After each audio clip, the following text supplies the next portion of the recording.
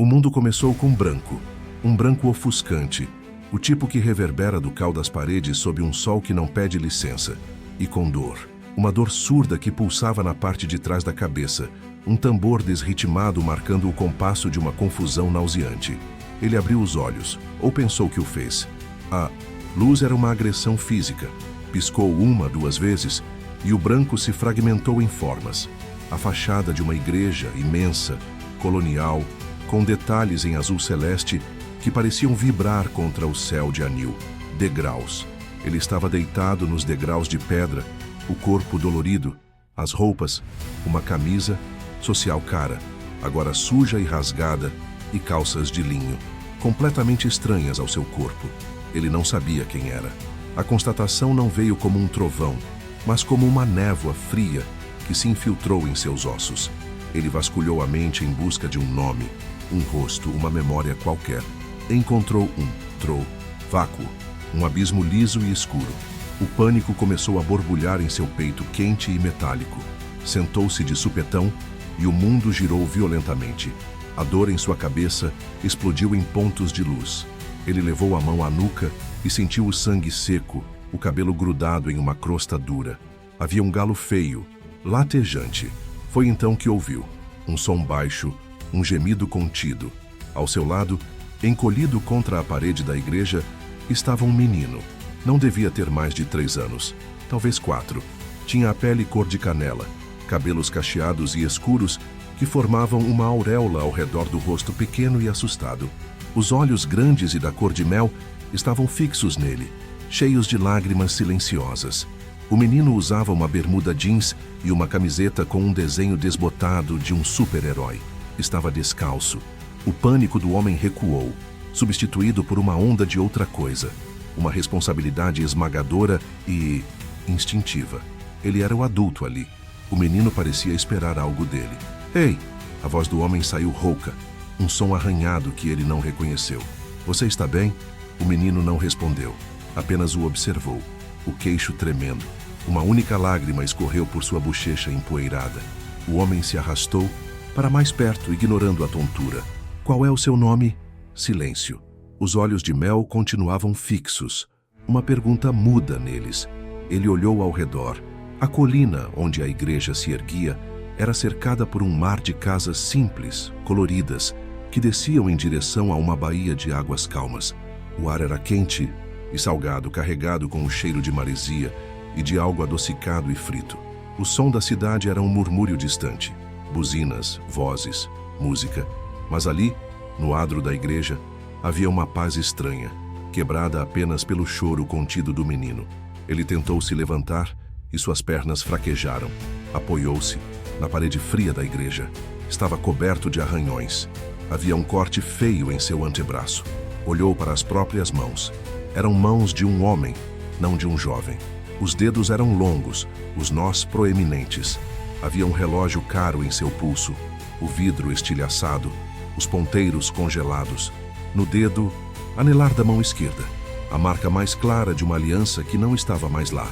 Casado. Ele era casado. A palavra flutuou no vazio de sua mente, sem um rosto, sem um nome para acompanhá-la. Uma nova onda de vertigem o atingiu, e com ela veio um flash. Metal se contorcendo, o som de vidro quebrando um grito agudo. E chuva, muita chuva.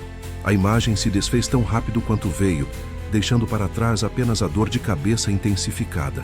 Ele se forçou a focar no menino. O menino era real. O menino precisava dele. Não chore, disse ele, a voz um pouco mais firme. Vamos dar um jeito. Você deve estar com fome. Como se a palavra fosse um gatilho, a barriga do menino roncou. Ele fungou, limpando o nariz com as costas da mãozinha. Certo, comida. Primeiro, comida. O homem apalpou os bolsos. Encontrou uma carteira de couro. Abriu-a com os dedos trêmulos. Havia alguns cartões de crédito, todos com o mesmo nome. Dr. Arthur Mendes, neurocirurgião, um hospital de São Paulo.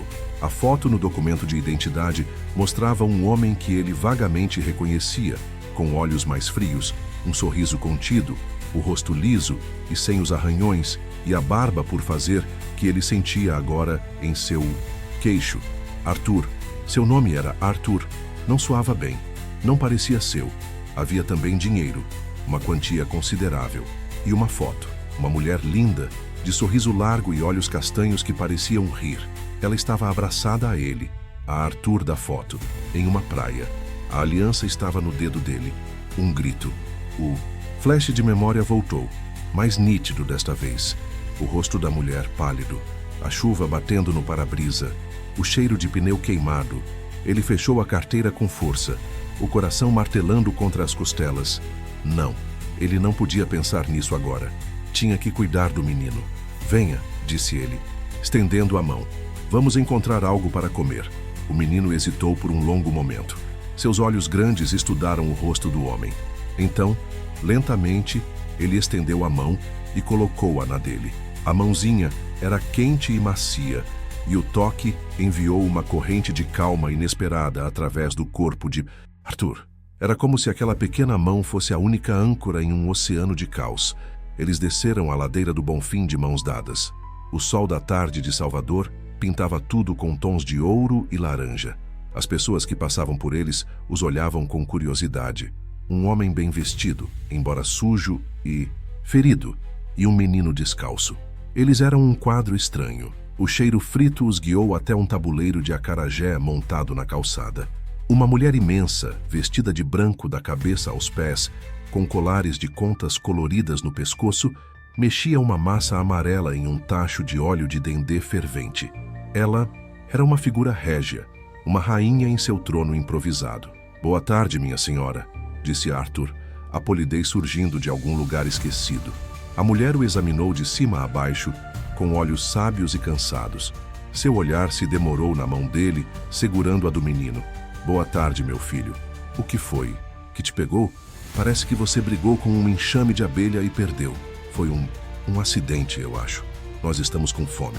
A senhora pode nos vender um acarajé? Sem pimenta para ele. Claro que posso. Ela pegou um bolinho dourado, abriu-o com uma faca e o recheou com vatapá e caruru. Entregou. Ao menino, que o pegou com as duas mãos, os olhos arregalados. Ele deu uma mordida e um pouco de recheio sujou seu queixo. Pela primeira vez, um pequeno sorriso se formou em seus lábios. Ver o menino sorrir foi como se o sol nascesse dentro do peito de Arthur. Ele sentiu uma pontada de algo que poderia ser felicidade, ou talvez apenas alívio. Pagou a mulher que preparou um para ele também. O sabor era forte, exótico, delicioso. Ele comeu com uma fome que não sabia que tinha. O menino é seu filho? Perguntou a baiana, a voz suave. Arthur olhou para o garoto que agora comia com entusiasmo. A pergunta deveria ser simples de responder, mas não era, ele não sabia. O que ele sabia era que quando acordou naquele mundo sem memória, o menino era a única coisa real, a única coisa que importava. Sim, ele respondeu, a palavra saindo com uma certeza que o surpreendeu. Ele é meu filho. A mulher sorriu, um sorriso que iluminou seu rosto. É um menino bonito, forte. Qual o nome dele? Arthur olhou para o menino. Os cachos, os olhos de mel. Ele não tinha nome. Precisava de um. A lembrança do acidente voltou, mas desta vez com um som, uma voz. A voz da mulher na foto, cantando uma canção de ninar. A letra falava sobre um leão corajoso. Leão. Léo. O nome dele é Léo, disse Arthur. O menino, ao ouvir o nome, ergueu os olhos do acarajé. Ele olhou para Arthur e um brilho de reconhecimento, ou talvez de aceitação, passou por suas feições. E o seu, meu rei? Perguntou a baiana. Arthur abriu a boca para dizer Arthur, mas a palavra não saiu. Aquele nome pertencia ao homem da foto, ao médico de São Paulo, a uma vida que lhe parecia um sonho distante e doloroso. Ele não era aquele homem. Aquele homem estava perdido, talvez morto. Ele era o pai de Léo. Era tudo o que ele sabia. E era tudo o que precisava ser. Ele balançou a cabeça. Eu não me lembro.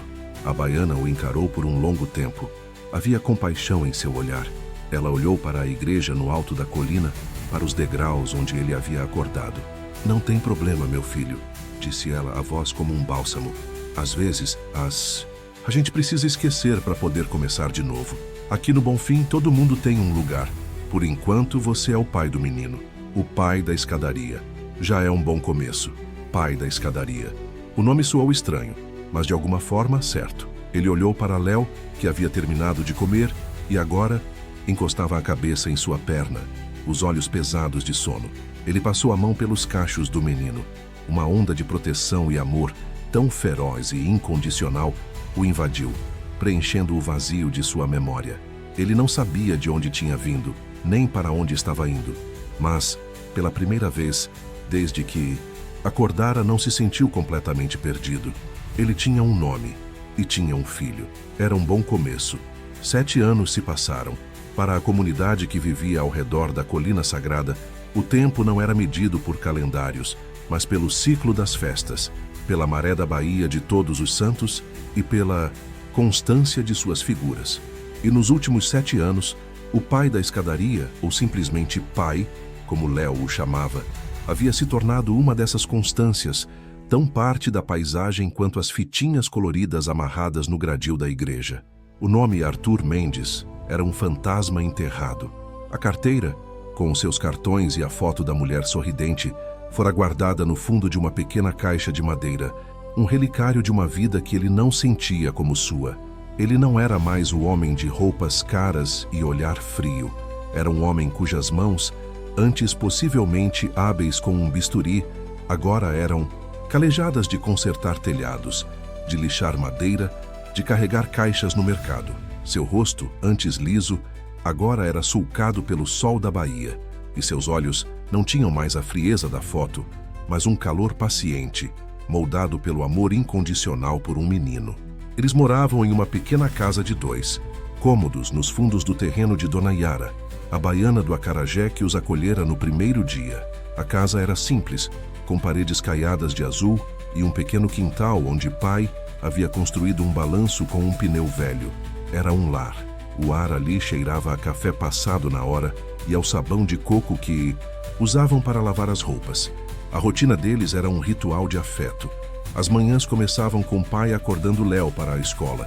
O menino, agora com 10 anos, era uma explosão de energia e curiosidade. Tinha os mesmos olhos de mel, mas agora cheios de uma inteligência rápida e de uma alegria contagiante. Era o xodó da comunidade criado por todos, mas pertencendo inquestionavelmente a pai. "Pai, olha!" Léo gritou em uma dessas manhãs, correndo para dentro de casa com um caderno na mão. 10 em matemática! A Pro disse que eu sou um gênio dos números. Pai, que estava consertando a cadeira de balanço de Dona Yara, largou as ferramentas e pegou o caderno. Um sorriso orgulhoso iluminou seu rosto. "Claro que é." Puxou ao pai. Léo riu. "Pai, você mal consegue somar o troco do pão.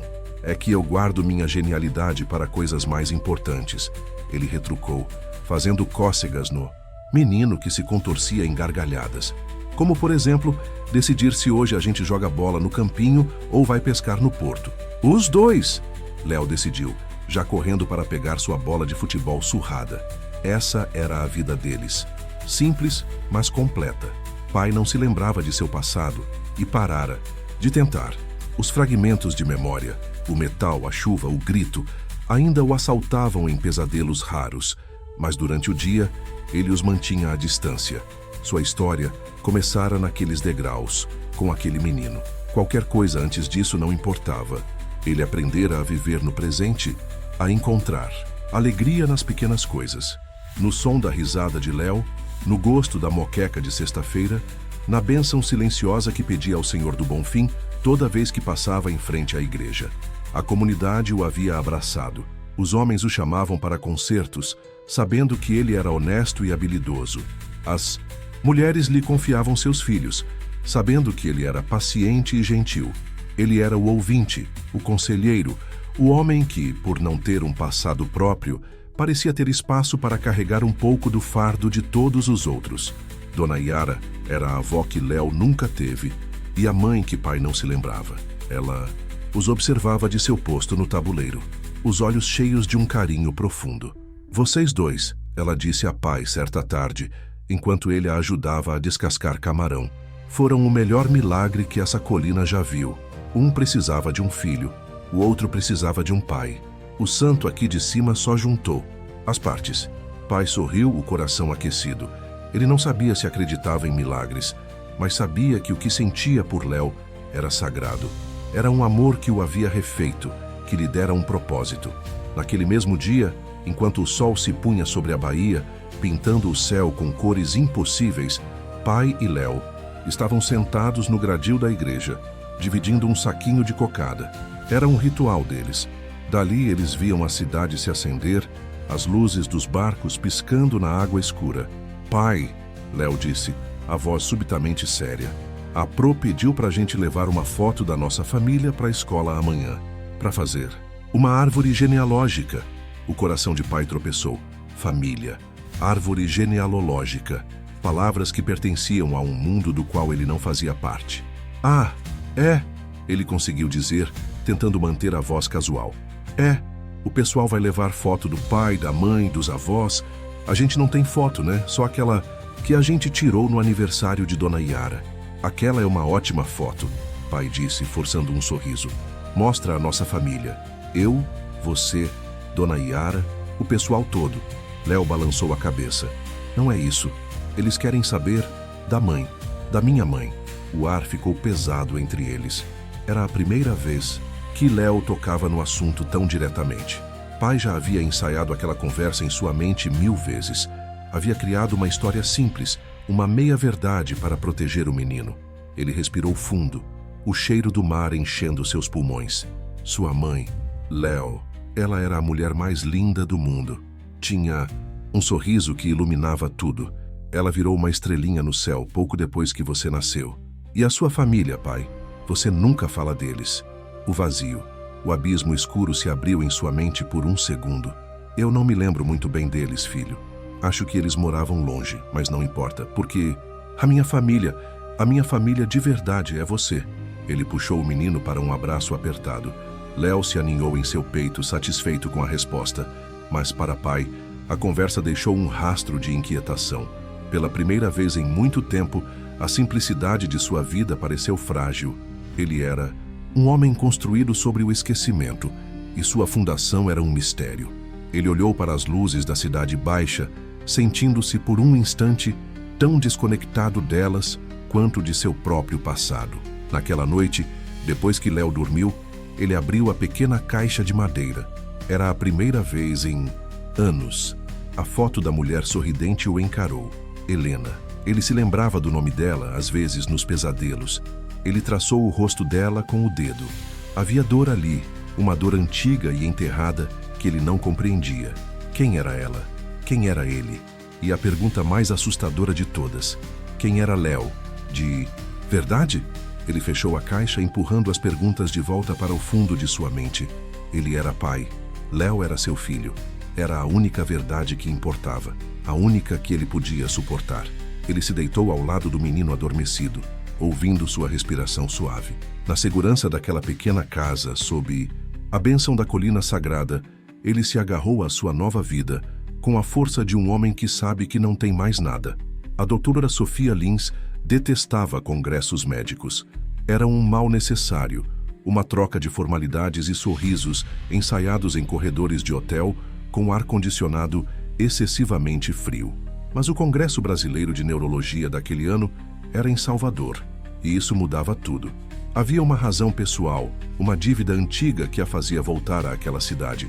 Uma promessa selada com uma fitinha do Senhor do Bonfim que ela usava no pulso, já desbotada há quase 8 anos. No último dia do evento, Sofia dispensou o tour gastronômico com os colegas e pegou um táxi para a Colina Sagrada. Ela não era uma mulher religiosa, longe disso. Era uma criatura da lógica, da ciência, dos fatos comprováveis em um exame de ressonância magnética.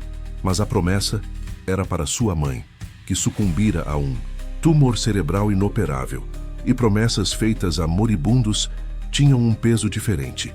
Ela amarraria uma nova fita no gradil, em agradecimento silencioso pela força que encontrara para seguir em frente.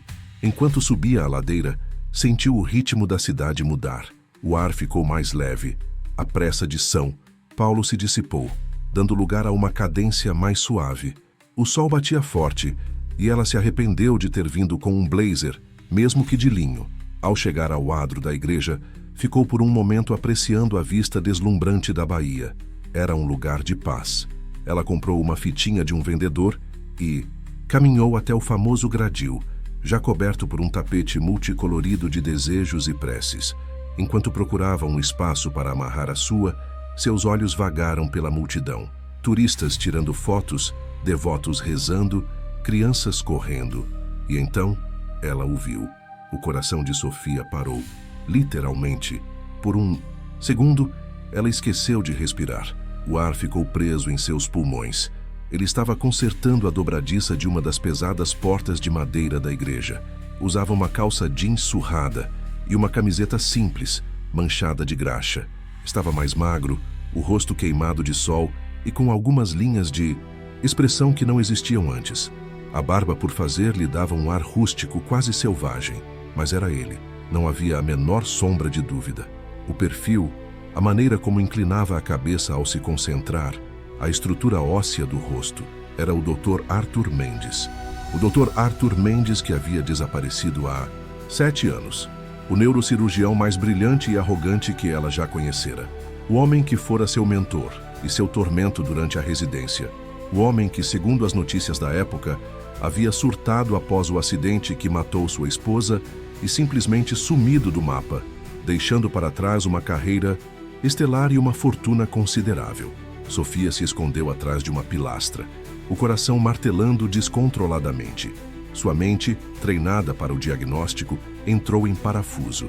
Todas as teorias sobre seu desaparecimento, que ele havia se matado, que havia se mudado para o exterior, que vivia recluso, desmoronaram diante da imagem surreal de um dos maiores cirurgiões do país, fazendo um trabalho de carpintaria em uma igreja na Bahia. Um menino de uns 10 anos correu até ele, carregando uma garrafa de água. "Pai, tá muito quente. Bebe um pouco, pai." Sofia franziu a testa. O menino entregou a água e o Dr. Mendes, ou quem quer que ele fosse agora, parou o que estava fazendo, bagunçou o cabelo do garoto com um gesto de carinho e bebeu a água. Havia um sorriso em seu rosto, um sorriso genuíno, suave, que Sofia nunca tinha visto no rosto do cirurgião. O Dr. Mendes que ela conhecia não sorria. Ele exibia satisfação, às vezes desdém, mas nunca aquela ternura. Ela observou fascinada e horrorizada enquanto os dois conversavam. A interação entre eles era natural, cheia de um afeto palpável. O homem que ela conhecia era impaciente, focado, um lobo solitário no topo da cadeia alimentar do hospital. Aquele homem ali era um pai. A mente de Sofia começou a trabalhar, montando o quebra-cabeça.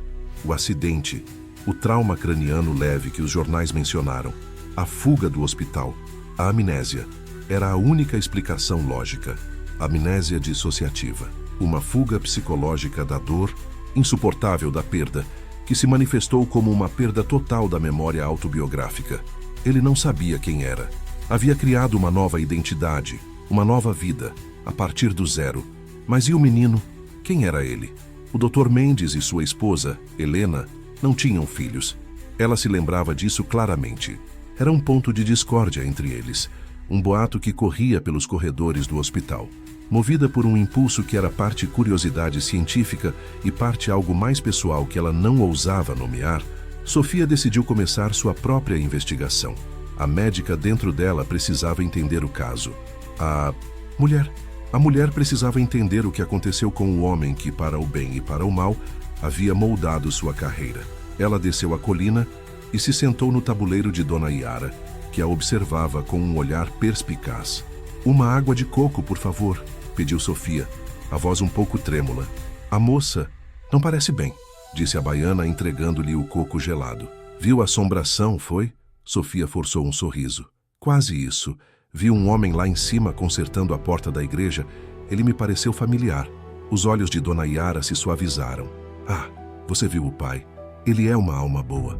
Todo mundo aqui gosta dele." "Pai? É o nome dele?" Sofia perguntou, tentando soar casual. "É o nome que a gente deu. Ele apareceu aqui há uns 7 anos, depois de um acidente, sem memória de nada. Só tinha o menino, o Léo. A gente chama ele de pai da escadaria." "E o menino é filho dele?" "Claro que é, Dona Yara", respondeu com uma lealdade feroz. "Pode não ser de sangue, mas é de alma. Nunca vi um amor daquele tamanho. Ele vive para aquele menino."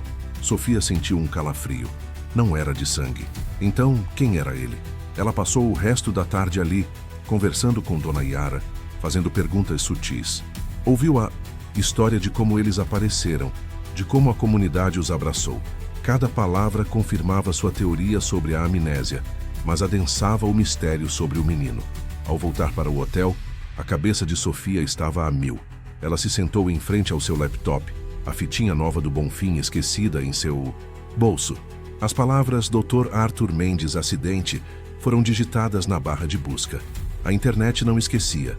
Surgiram dezenas de artigos da época. A colisão frontal em uma estrada chuvosa perto de Juqueí, no litoral de São Paulo. A morte instantânea de sua esposa, a arquiteta Helena Barcelos. A morte do casal no outro carro, Ricardo e Aline Novaes. A matéria mencionava que o Dr. Mendes, que dirigia, sofreu apenas ferimentos leves e um trauma craniano, mas foi encontrado vagando pela estrada, em estado de choque. Ele foi levado ao hospital, mas desapareceu na manhã seguinte, antes que a polícia pudesse colher seu depoimento formal. O caso foi eventualmente arquivado como uma fatalidade. Sofia lia, o coração apertado. Ela se lembrava da comoção no hospital, da arrogância de Arthur se transformando em um silêncio fantasmagórico após a morte da esposa. Então, em um artigo menor de um jornal local da cidade do casal Novaes, ela encontrou uma nota de rodapé quase insignificante. O casal deixava um filho, um menino de 3 anos, chamado Leonardo, que não estava no carro com eles naquele dia. A matéria dizia que ele estava sob os cuidados de uma avó doente, cujo paradeiro era incerto após sua morte meses depois. Leonardo, Léo. O ar saiu dos pulmões de Sofia com um silvo. Não podia ser. Era uma coincidência impossível. Mas e se não fosse? E se o menino estivesse no carro? E se, no meio da confusão, do trauma, da chuva, Arthur o tivesse tirado dos destroços? E se, em sua mente fraturada pela dor e pela amnésia, ele tivesse se apegado à única outra vida que sobreviveu à tragédia, acreditando que era sua responsabilidade, que era seu filho? A hipótese era absurda, um enredo de novela. Mas a imagem do neurocirurgião mais cético que ela conhecia, vivendo como um carpinteiro anônimo em Salvador, também era. Sofia fechou o laptop, a cabeça latejando. Ela tinha um dilema. A ética médica lhe dizia para não interferir. O homem havia encontrado paz, estabilidade. Destruir isso seria uma crueldade. Mas a verdade tinha um poder próprio.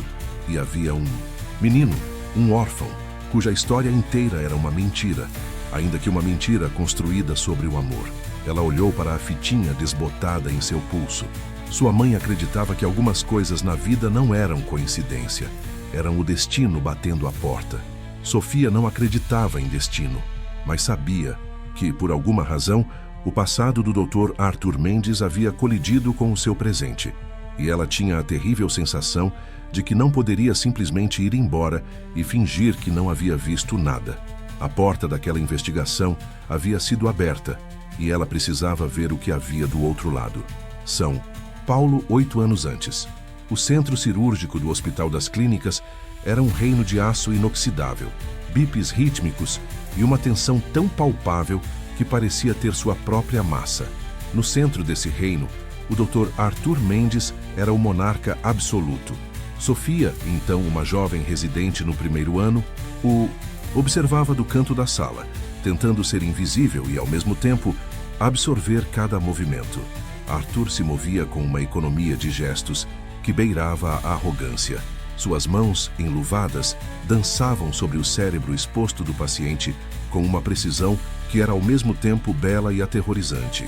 Ele não falava, ele proferia. Pinça, afastador, aspiração. As enfermeiras e os outros residentes se moviam em uma coreografia de obediência, antecipando cada comando.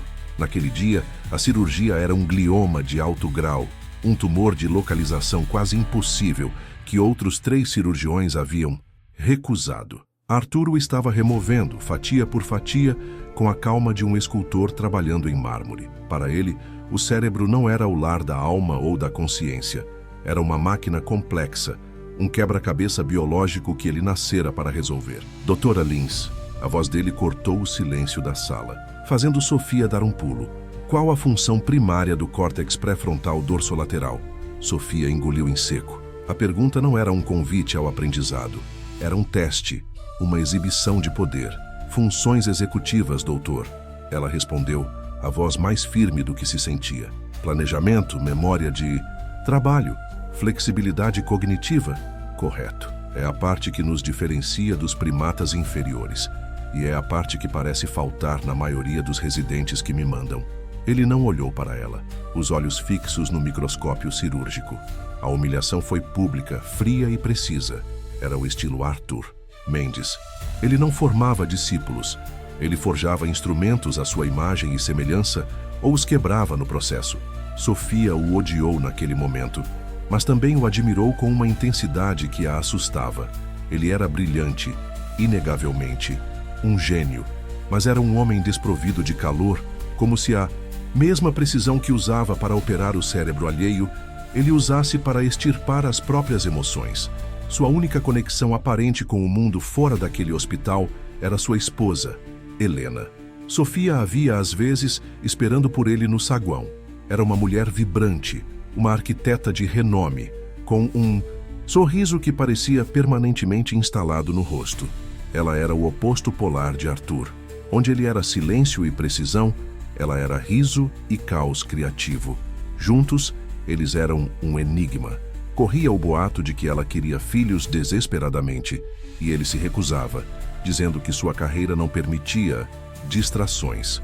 A memória daquela Helena, tão cheia de vida, tornava as notícias do acidente ainda mais brutais. Sofia se lembrava do dia, uma segunda-feira chuvosa. A notícia se espalhou pelo hospital como um vírus. Arthur não apareceu para a cirurgia da manhã. Então, o chefe do departamento reuniu a todos. A colisão, a morte de Helena. Arthur em estado de choque. O hospital esperava que ele se afastasse, que tirasse uma licença. Mas na manhã seguinte, ele apareceu. Era um fantasma. Os olhos, antes frios e analíticos, agora eram vazios. O terno impecável estava amassado. Ele caminhou por sua antiga rotina como um autômato, não respondendo a cumprimentos ou pêsames. Entrou em sua sala, fechou a porta e ninguém soube o que aconteceu lá dentro. Horas depois, quando sua secretária foi chamá-lo para uma reunião, ele havia desaparecido. A janela estava aberta, a sala vazia. Ele nunca mais foi visto. Agora, sentada em seu quarto de hotel em Salvador, com a brisa quente entrando pela varanda, Sofia sentia como se estivesse dissecando uma memória. A fuga de Arthur não fora um ato de loucura, fora o colapso de um sistema rigidamente controlado. O homem que vivia de planejamento e cognição havia sofrido um curto-circuito em seu próprio córtex pré-frontal. A dor da perda fora tão avassaladora que a única resposta lógica de seu cérebro foi apagar tudo, um reset completo. Ela voltou ao laptop. A investigação precisava ser metódica. Primeiro, confirmar a presença do menino no carro. Ela começou a procurar por boletins de ocorrência, registros de hospitais da região de Juqueí daquela data. A burocracia online era um labirinto, mas Sofia era persistente. Usando o número do processo do acidente, que encontrou em um dos artigos, ela conseguiu acesso a uma versão digitalizada do relatório inicial da Polícia Rodoviária. E lá estava, preto no branco. O relatório descrevia a cena, a chuva torrencial, os 2 veículos destruídos, mencionava as 3 vítimas fatais. E no final da página, uma anotação manuscrita, quase ilegível, feita por um dos primeiros policiais a chegar. Criança, aproxei 3 anos, Masquemu, encontrada no banco de trás do veículo 2, Ford Ka, consciente sem ferimentos aparentes, entregue aos cuidados da equipe de resgate. Condutor do veículo 1, Mercedes, Dr. A. Mendes, apresentava comportamento confuso, repetindo, tenho que salvar o menino. O coração de Sofia deu um salto. Era a prova. Léo estava no carro. E Arthur, em seu estado de choque, o salvara. Sua última ação consciente como Dr. Arthur Mendes fora um ato médico, um ato de heroísmo. Mas o que aconteceu depois? Ela imaginou a cena no pequeno hospital de Bertioga, para onde os sobreviventes foram levados. O caos, a falta de informações. Arthur com uma concussão, a mente já se fragmentando. O menino assustado, sem ninguém para reclamá-lo. Na confusão da madrugada, com a equipe sobrecarregada, não era impossível que Arthur, vendo o menino sozinho, o tivesse pego pela mão e simplesmente saído pela porta. Um pai improvisado guiado por um instinto protetor distorcido pelo trauma. A questão seguinte era: para onde ele foi? Como um neurocirurgião de São Paulo acabou em Salvador? Sofia vasculhou os extratos bancários de Arthur, que haviam sido publicados durante a investigação de seu desaparecimento. No dia seguinte ao acidente, houve um único saque, uma quantia alta, em um caixa eletrônico em um posto de gasolina na rodovia Rio Santos. Depois disso, silêncio financeiro. Os cartões nunca mais foram usados. As contas permaneceram intocadas. Ele pegou o dinheiro e comprou 2 passagens de ônibus, para o mais longe que pôde, para um lugar onde pudesse desaparecer. Salvador, com sua mistura de gente, sua cultura de acolhimento, sua fama de cidade mágica, deve ter parecido o fim do mundo, o lugar perfeito para um homem sem passado recomeçar. Sofia se recostou na cadeira, mente girando. A história estava ali, em fragmentos, espalhada por relatórios policiais, notícias de jornal e suas próprias memórias. A tragédia de um homem que perdeu tudo e, no processo, se encontrou em um papel que nunca quis. O órfão que perdeu os pais, mas ganhou um pai que o amava com a ferocidade de quem não tem mais nada no mundo. Era uma história de superação, de uma beleza trágica. E ela era a única pessoa no mundo que a conhecia. O dilema moral voltou com força total. Revelar a verdade significaria convocar os fantasmas de Helena, de Ricardo e Aline Novaes. Significaria submeter Arthur a um sistema legal que poderia acusá-lo de sequestro, por mais bem intencionado que tenha sido. Significaria dizer a Léo que seu pai não era seu pai e que sua vida inteira era o resultado de um acidente terrível. Mas o silêncio a tornaria cúmplice. E havia a família de Léo. A avó doente já havia morrido, mas e outros parentes? Tios, primos? Eles não tinham o direito de saber que ele estava vivo? Léo não tinha o direito de conhecer suas raízes. Sofia sentiu o peso do conhecimento. Era uma carga que ela não pediu, mas que agora era sua. Ela não podia mais ver o homem que consertava a porta da igreja como um simples carpinteiro. Via o cirurgião, o viúvo, o herói acidental, o sequestrador involuntário. Via todas as camadas de uma identidade estilhaçada e reconstruída. Ela decidiu que precisava de mais uma peça antes de tomar qualquer decisão. Precisava olhar nos olhos dele. Precisava falar com o Dr. Arthur Mendes ou com o pai da escadaria e ver por si mesma quem ele era agora. A abordagem teria que ser cuidadosa, como uma cirurgia delicada, um movimento em falso, e ela poderia causar um dano cerebral irreparável na frágil psique daquela nova vida que ele construíra. O dia seguinte amanheceu com um mormaço pesado, o céu de um cinza leitoso que prometia chuva. Sofia sentia a umidade se infiltrar em seus ossos, um reflexo da ansiedade que se instalara em seu peito. Adiou seu voo de volta para São Paulo. Havia uma última consulta a ser feita. Ela o encontrou no mesmo lugar, no adro da igreja. Mas desta vez ele não estava trabalhando. Estava sentado em um banco de pedra, observando Léo e outros meninos jogarem futebol com uma bola murcha, usando as colunas como traves. Ele gritava incentivos, ria quando Léo marcava um gol desajeitado. Parecia tão normal, tão pacificamente feliz, que Sofia sentiu uma pontada de culpa por ser a portadora da tempestade que se aproximava. Respirando fundo, ela se aproximou. "Com licença", disse, a voz soando mais alta do que pretendia no ar parado. Ele se virou. O sorriso em seu rosto desapareceu lentamente. Enquanto ele a estudava, havia uma confusão em seus olhos, talvez uma vaga sensação de familiaridade, como quando se tenta lembrar de um sonho.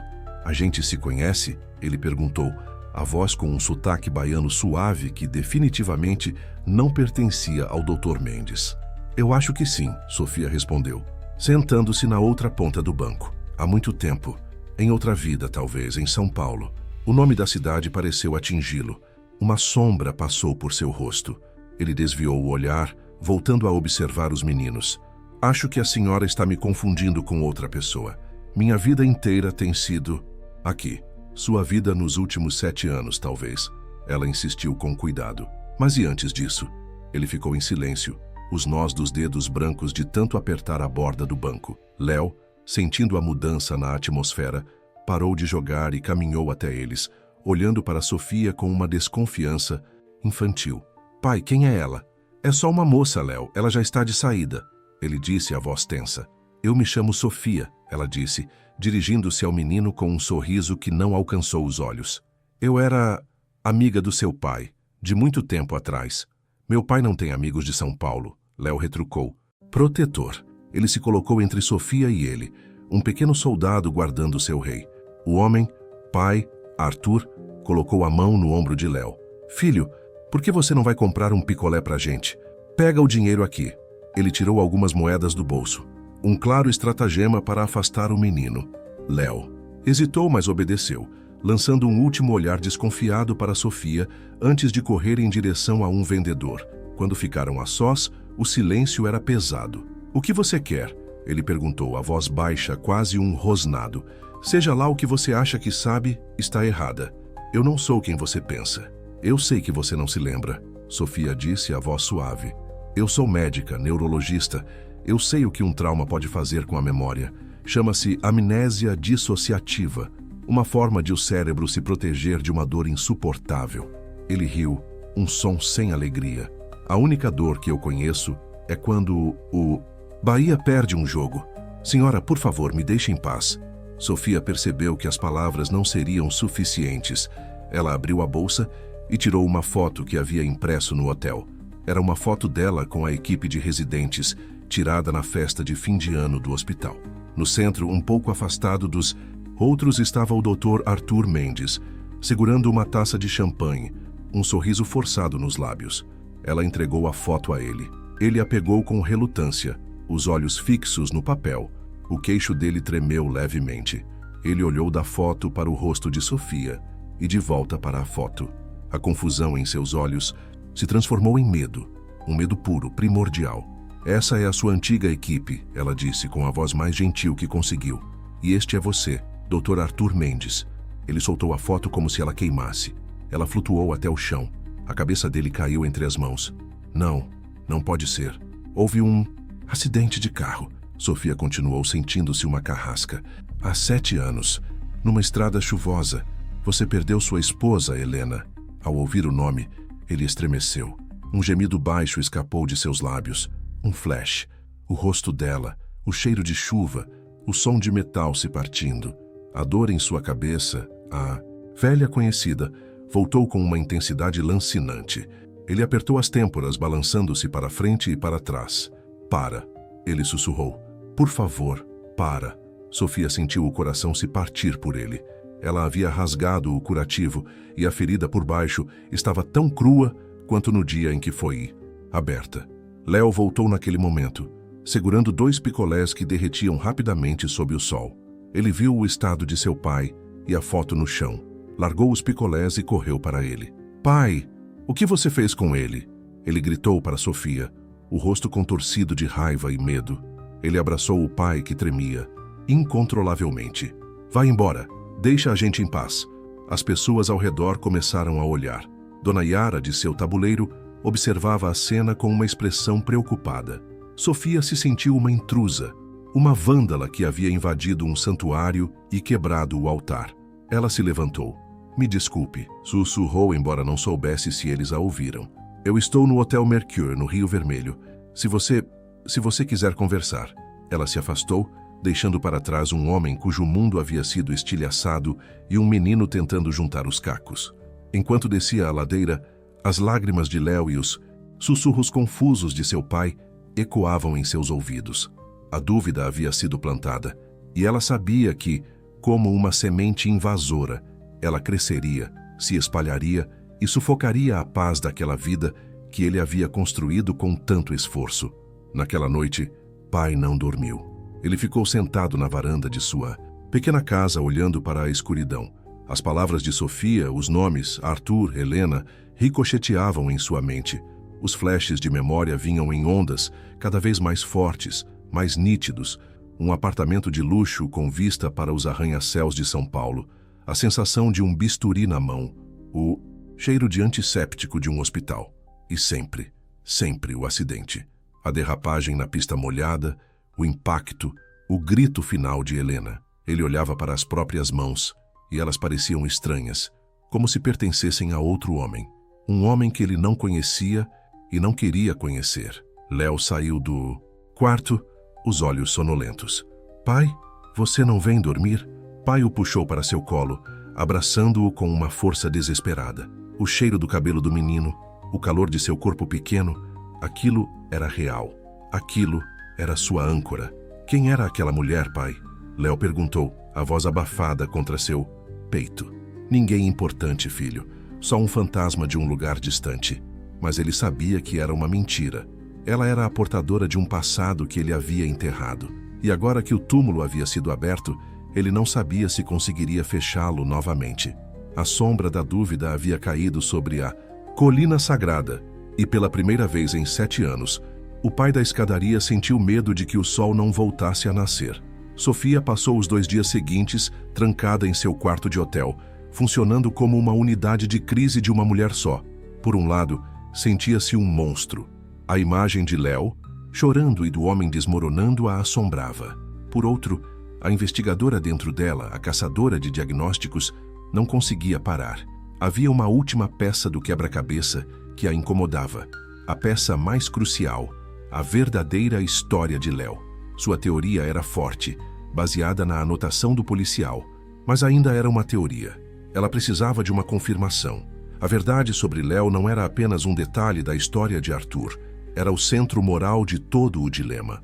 Ela voltou à sua pesquisa, mas desta vez, seu foco era a família Novaes, Ricardo e Aline. As informações eram escassas. Eram de uma cidade pequena no interior de São Paulo. Ricardo era engenheiro, Aline, professora, pessoas comuns cujas vidas foram tragicamente interrompidas. Sofia encontrou obituários, notas de pesar em redes sociais antigas e, finalmente, uma pista. Em um post de condolências, uma prima de Aline mencionava a terrível perda e a preocupação com a tia Eunice, que ficou com o pequeno Léo. Tia Eunice era um nome. Sofia começou a cruzar informações. Eunice Novaes, irmã do pai de Ricardo. Uma busca em registros públicos a levou a um endereço antigo, na mesma cidade da família. Um telefonema, o número não existia mais. Sofia estava em um beco sem saída. Ela precisava de ajuda, de alguém com acesso a informações que ela não tinha. Hesitou por um longo momento antes de pegar o telefone e discar um número que não usava há anos. Alô? A voz do outro lado era de um homem mais velho, cansada, mas ainda com um tom de autoridade. Dr. Magalhães, é a Sofia Lins. Houve uma pausa. Dr. Magalhães fora o chefe do departamento de neurologia, o antigo superior de Arthur e dela. Um homem que se aposentara pouco depois do desaparecimento de seu protegido. Sofia, que surpresa! Pensei que estivesse na Bahia. Para o congresso. Eu estou, e é por isso que estou ligando. Doutor, eu encontrei o Arthur. O silêncio do outro lado da linha foi tão profundo que Sofia pensou que a ligação tivesse caído. O quê? Onde? Ele está bem? Ele está em Salvador. Está bem, fisicamente, mas ele não sabe quem é. Amnésia total. Construiu uma nova vida, com um novo nome. Meu Deus! Magalhães sussurrou. Eu sempre soube que ele não tinha se matado. Não era do feitio dele. Onde ele está exatamente? Sofia sabia que, ao dar a informação, perderia o controle da situação, mas ela precisava da ajuda dele. Antes de eu dizer preciso de um favor enorme. Tem a ver com o acidente, com a outra família, os Novaes. Ela explicou sua teoria sobre o menino, Léo, sobre a anotação no relatório policial e a necessidade de encontrar a família. Magalhães, com seus contatos e sua influência, poderia conseguir o que ela, uma simples médica, não conseguiria. Deixe-me ver o que posso fazer, ele disse, a voz subitamente energizada. Isso é extraordinário. Me dê algumas horas.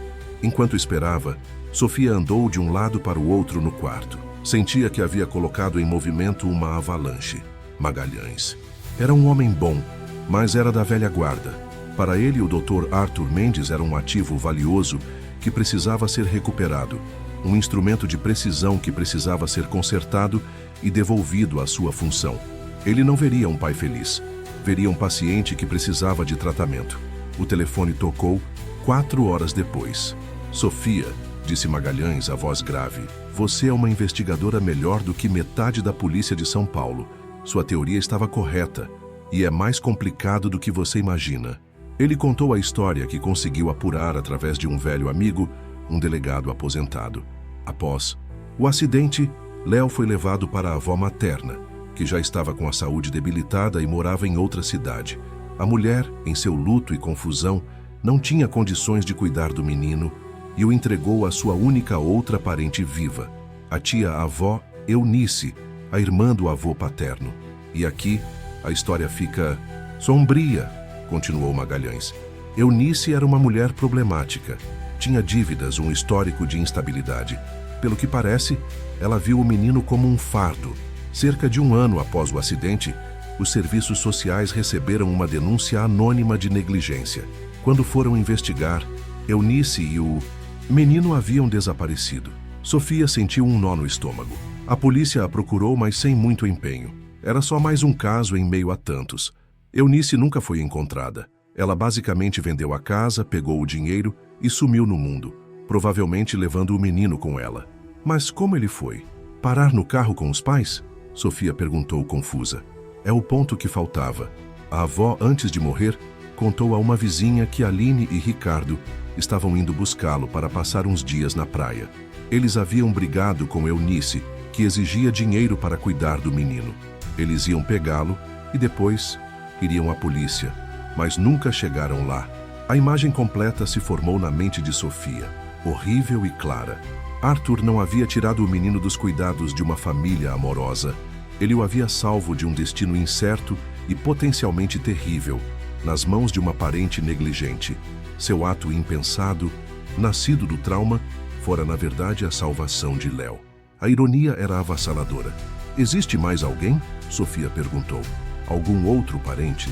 Sim, disse Magalhães. E essa é a boa notícia. A prima de Aline, a que fez o post nas redes sociais.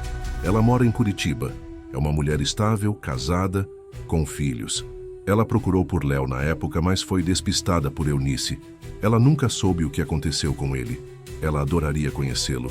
Ela tem o direito de conhecê-lo. Sofia fechou os olhos. A verdade completa estava em suas mãos. Uma verdade que redimia Arthur de qualquer acusação de sequestro, mas que o condenava a uma dor ainda maior. A verdade de que o menino que ele amava como filho era a última herança de uma tragédia da qual ele próprio era parte. Sofia, você precisa trazê-lo de volta, disse Magalhães, a voz firme. Ele precisa de tratamento, de ajuda. Não podemos deixá-lo vivendo essa farsa, por mais feliz que ele pareça. Não é uma farsa se é a única realidade que ele conhece. Ela retrucou, mais ríspida do que pretendia. É uma vida construída sobre uma fundação de areia. E você sabe o que acontece quando a maré sobe. Você precisa fazer a coisa certa, pelo Arthur e pelo menino. Ela desligou o telefone, o coração pesado como chumbo. Magalhães estava certo, de um ponto de vista clínico, mas ele não via o que ela vira. Não via o sorriso no rosto de Arthur ao ver Léo marcar um gol. Não via o amor puro e incondicional que unia os dois.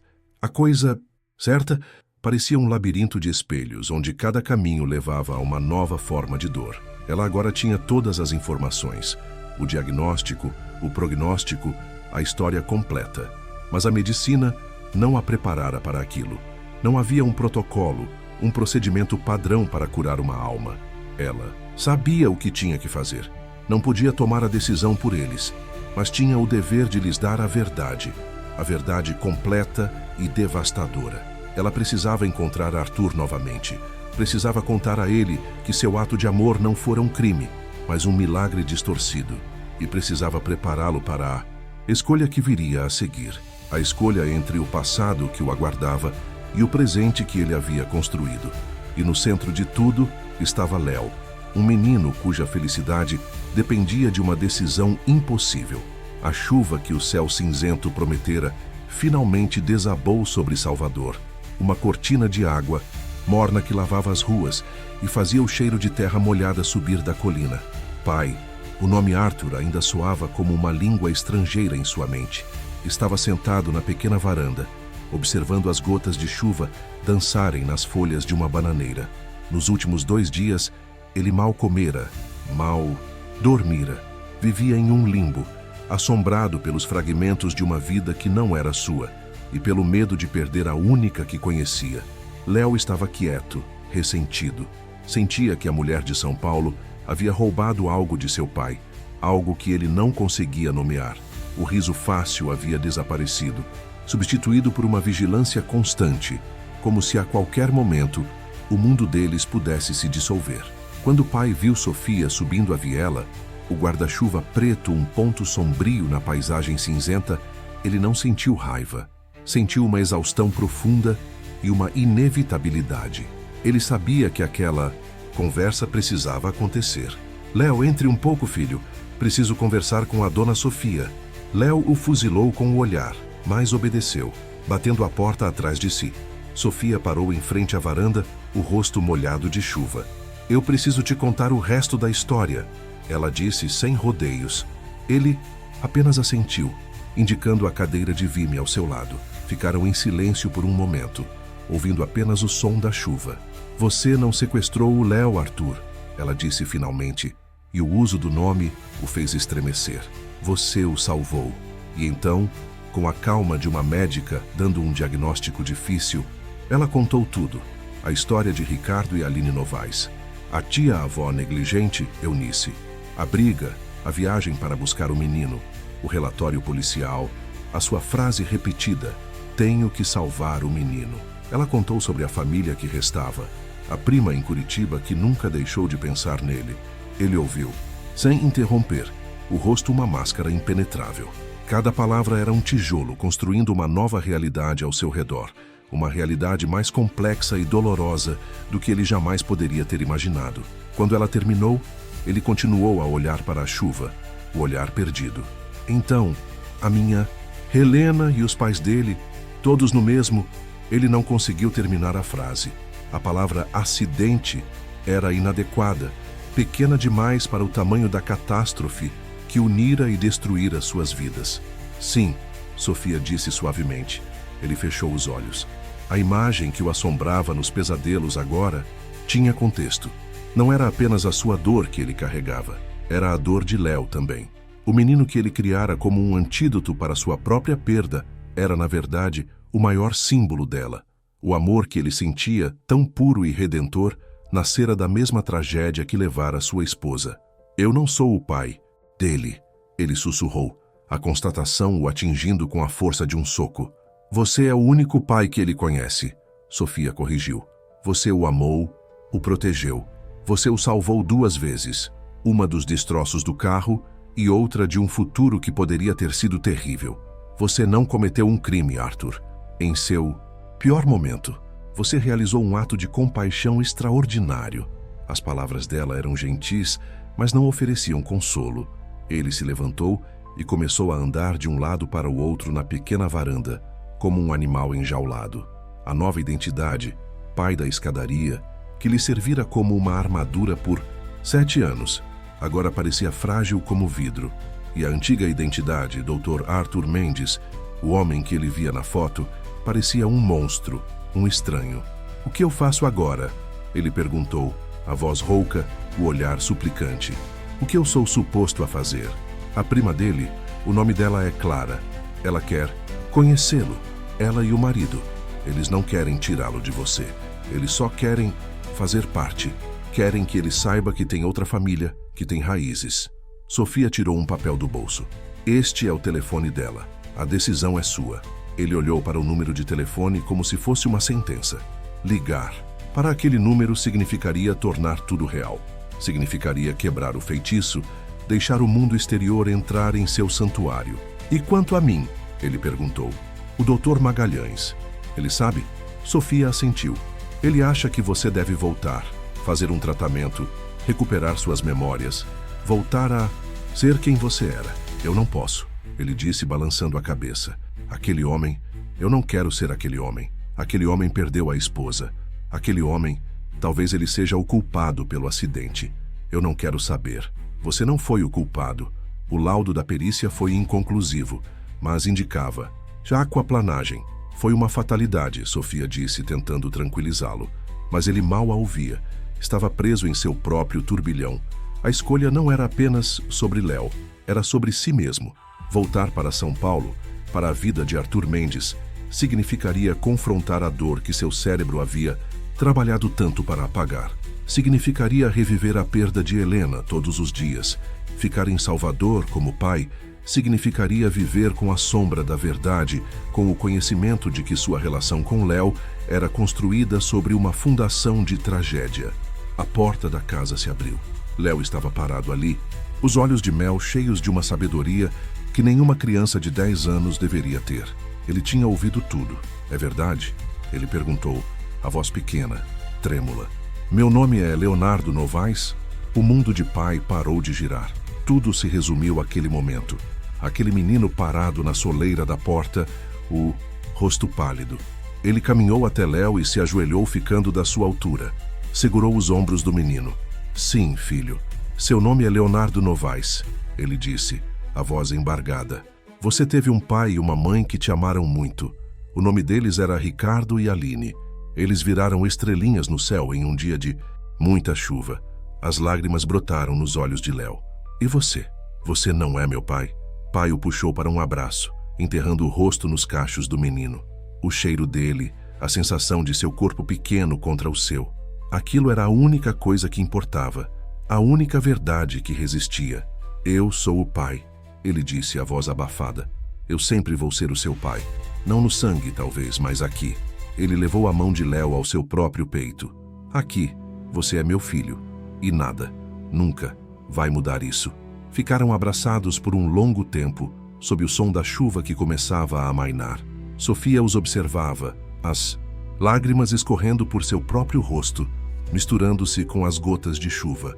Ela entendia agora. Não se tratava de escolher entre o passado e o presente. Não se tratava de Arthur ou pai. A identidade dele não era um ou outro. Era a soma de ambos. A dor do passado havia dado à luz o amor do presente. Pai ergueu a cabeça e olhou para ela por sobre o ombro de Léo. Havia uma nova resolução em seus olhos. A agonia da dúvida havia sido substituída por uma clareza dolorosa. Ele sabia o que tinha que fazer. Não por Arthur Mendes, nem pela família de Léo, nem mesmo por si mesmo. Ele tinha que fazer o que era melhor para o menino. E isso significava dar-lhe a verdade inteira, por mais que doesse. Significava expandir seu mundo, em vez de mantê-lo pequeno e seguro. Significava ser, de fato, um pai. Ele soltou Léo suavemente, mas continuou segurando sua mão. Com a outra, ele pegou o pedaço de papel que Sofia lhe oferecera. A escolha havia sido feita. Uma semana depois, o sol voltou a brilhar sobre Salvador, e o ar estava limpo, como se a chuva tivesse lavado não apenas a poeira, mas também as incertezas. Na pequena casa, nos fundos do terreno de Dona Yara, uma mala estava sendo feita. Não era a mala de pai, era a de Léo. A conversa com Clara, a prima de Curitiba, fora longa e cheia de lágrimas. Ela e o marido pegaram o primeiro voo para Salvador. O encontro, no adro da igreja, foi um evento para toda a comunidade. Dona Yara preparou seu melhor acarajé. Os vizinhos observavam de longe, protetores. Clara era uma mulher de olhos gentis e sorriso fácil, muito parecida com as fotos que mostrara de Aline. Quando viu Léo, ela levou as mãos à boca, o choro vindo sem controle. Ela não tentou abraçá-lo imediatamente. Apenas se sentou no banco, ao lado dele e de pai, e começou a contar histórias. Histórias sobre a mãe dele, sobre como ela amava dançar forró. Histórias sobre o pai, que era desajeitado, mas construía os melhores carrinhos de rolimã da rua. Ela mostrou fotos, um álbum inteiro. Em cada página, Léo via os rostos de pessoas que ele não conhecia, mas que, de alguma forma, faziam parte dele.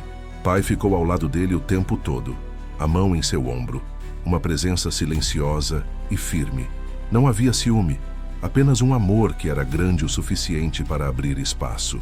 Ele observou Léo absorver aquela nova parte de si mesmo, não com tristeza, mas com uma curiosidade solene. Foi Léo quem tomou a decisão. Eu quero ir, ele disse naquela noite quando estavam sozinhos. Quero passar as férias com eles, conhecer meus primos, ver onde minha mãe e meu pai cresceram. Ele olhou para pai, os olhos de mel cheios de uma súplica. Mas eu volto, né? Aqui é a minha casa. Você é o meu pai. Sempre, Léo, eu vou estar te esperando aqui. Pai respondeu, o coração ao mesmo tempo partido e completo. E agora, o dia da partida havia chegado. Clara e o marido, João, estavam esperando no portão. Sofia também estava lá. Ela adiara sua volta mais uma vez. Sentia que precisava ver a história até o fim. Você tem certeza sobre não querer voltar? Ela perguntou a pai, enquanto Léo se despedia de Dona Yara com um abraço de urso. Ele olhou para a fachada da igreja, para os degraus onde sua vida começara. O Dr. Arthur Mendes morreu naquele acidente, Sofia. O que sobreviveu foi outra pessoa. Talvez uma pessoa melhor. A memória dele, o conhecimento dele. Talvez um dia eu queira entender isso. Mas a vida dele eu não a quero de volta. A minha vida é aqui. Ele se aproximou dela. Obrigado por me dar a verdade, mesmo que tenha doído. Era o mínimo que eu podia fazer. Ela disse a voz embargada. Léo correu até ele, pulando em seus braços para um último abraço. Eu te amo, pai. Eu também te amo, meu filho. Mais do que tudo. Ele colocou Léo no chão. O menino pegou sua pequena mochila, acenou uma última vez e, de mãos dadas com Clara e João, começou a descer a ladeira. Pai o observou ir, cada passo levando um pedaço de seu coração. Mas ele não chorou. Apenas sentiu uma paz profunda e melancólica. Quando o carro desapareceu, ele se virou e encarou Sofia. E você? O que vai fazer agora? Sofia olhou para a fitinha em seu pulso, a nova, que ela amarrara há dias. Antes, acho que vou tirar umas férias, conhecer a Bahia de verdade. Havia um convite implícito em sua voz, uma possibilidade de um novo começo, mas ela sabia que ele não estava pronto. E talvez ela também não. Ele sorriu, um sorriso genuíno. É um bom lugar para começar. Sofia partiu, deixando-o sozinho no adro. Ele não se sentia solitário. A comunidade era sua família. Léo voltaria. E a memória de Helena, ele a sentia agora não como uma ferida aberta, mas como uma cicatriz suave, a lembrança de um amor que um dia fora seu. Ele caminhou até a porta da igreja, que ele mesmo havia consertado, e passou a mão pela madeira lisa. De longe ouviu a voz de Dona Yara o chamando. "Oh, meu filho, deixei um prato de vatapá guardado para você. Venha comer, venha." Ele se virou e olhou para a comunidade que o acolhera, para a vida que ele construíra do nada. Ele não era mais o homem sem nome que acordara naqueles degraus. Ele não era o renomado cirurgião de um passado distante. Ele era a soma de todas as suas partes, das dores e das alegrias. Ele era o pai do Bonfim. E pela primeira vez, em qualquer uma de suas vidas, ele se sentia completo. Ele estava em casa.